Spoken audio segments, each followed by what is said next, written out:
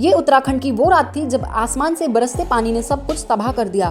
धरती कांप उठी, पहाड़ चीख उठे और इंसानी जिंदगी पल भर में मलबे के नीचे दफन हो गई। ये कोई फिल्मी कहानी नहीं है बल्कि हकीकत है। उत्तरकाशी के एक गांव में आई क्लाउड बस्ट यानी बादल फटने की वो त्रासदी जिसने सिर्फ 40 सेकंड में सब कुछ खत्म कर दिया। उत्तराखंड में वैसे तो बारिश कोई नई बात नहीं है, लेकिन क्लाउड बस्ट एक अलग ही रूप है कुदरत के प्रकोप का।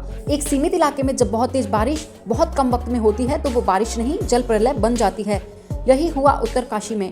एक छोटा सा गांव जहां लोग चैन की नींद में सो रहे थे और अचानक आधी रात को बादलों की गड़गड़ाहट के साथ ऐसा कुछ हुआ जिसकी किसी को कल्पना भी नहीं थी। रात के बज रहे थे करीब 2:15।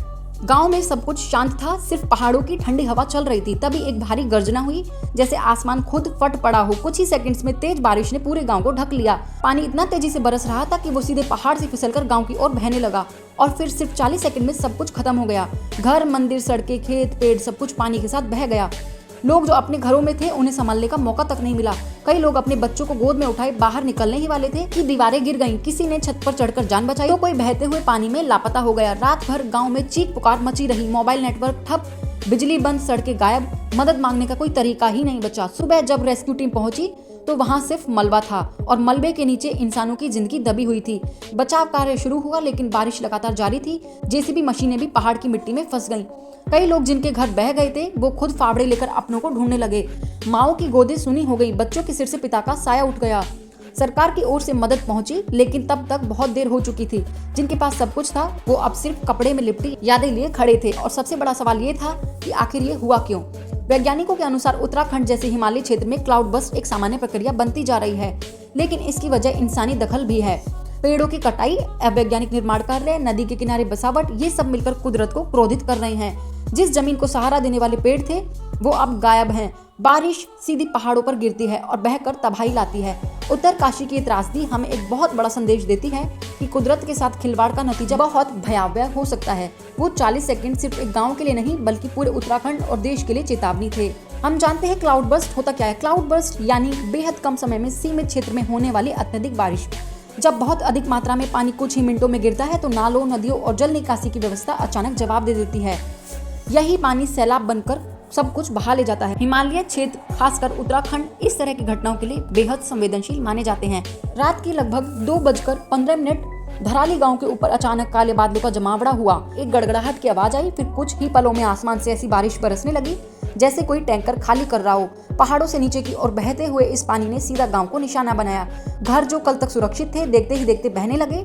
सड़कों पर पानी का बहाव इतना तेज था कि कारें, मोटरसाइकिल, पेड़, पत्थर सब बह गए। कई घरों की छतें उड़ गईं। कई परिवारों को संभलने तक का मौका नहीं मिला। सिर्फ 40 सेकंड और पूरा गांव मलबे में तब्दील हो गया। लोगों की चीखें सुनाई दी, कोई अपने बच्चे को पुकार रहा है, कोई बूढ़े माँ बाप को ढूंढ रहा था और कुछ ही मिनटों में सब शांत हो गया। सिर्फ मलबा था और मलबे में दबे इंसानी जीवन। सरकारी आंकड़ों के मुताबिक इस घटना में कम से कम 4 लोगों की मौत हुई और 100 से अधिक लोग लापता बताए जा रहे हैं। हालांकि स्थानीय लोग मानते हैं कि असली संख्या इससे कहीं अधिक हो सकती है। अब भी कई शव मलबे में दबे हुए हैं और खोज जारी है। ऐसा क्यों होता है? उत्तराखंड जैसे क्षेत्र में क्लाउड बस्ट के पीछे कई कारण होते हैं। पहला है क्लाइमेट चेंज।